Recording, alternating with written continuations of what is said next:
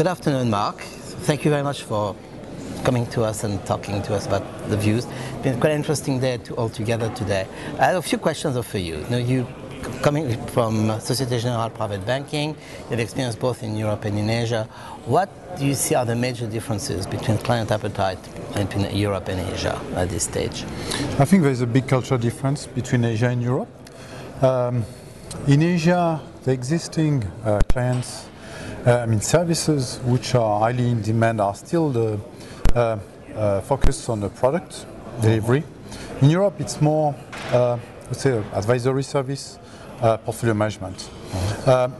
In Asia, there is a trend to go in that direction, but the Asian average investors like to take his own decision.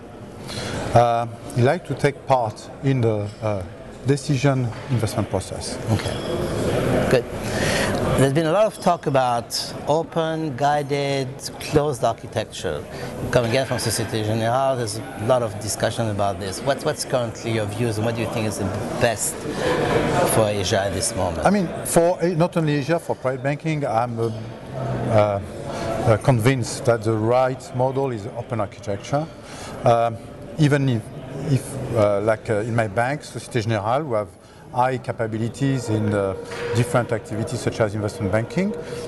Private banking must work on an open architecture basis because that you guarantee best practice, completely open to different products, to be ahead of the curve.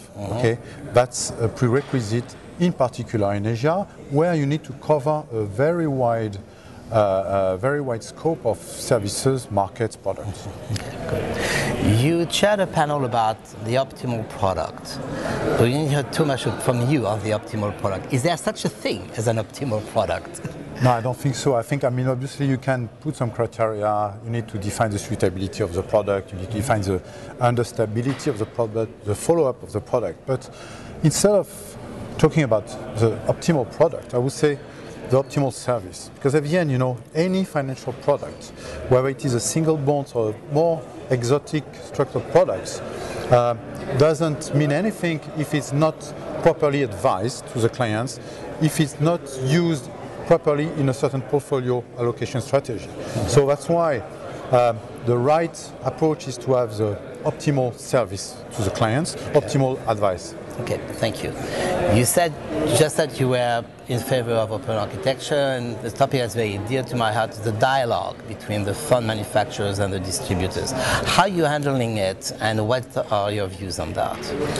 I think, we have a very strong due diligence process, to make sure that our product providers, the fund managers, or other banks who provide us with products and services, we make sure that they have, they fit or very stringent criteria. Okay, that's only part of it. After, it's a continuous discussion with them to make sure that there is a two-way relationship and communication in terms of innovation, in terms of follow-up. We try to give feedback as much as possible because industry is changing fast, and the client's appetite also is changing.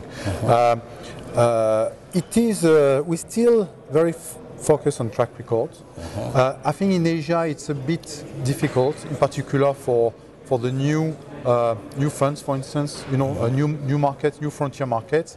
I think you have to be a little bit more flexible if you want also to be more innovative in this way. Okay, thank you very much.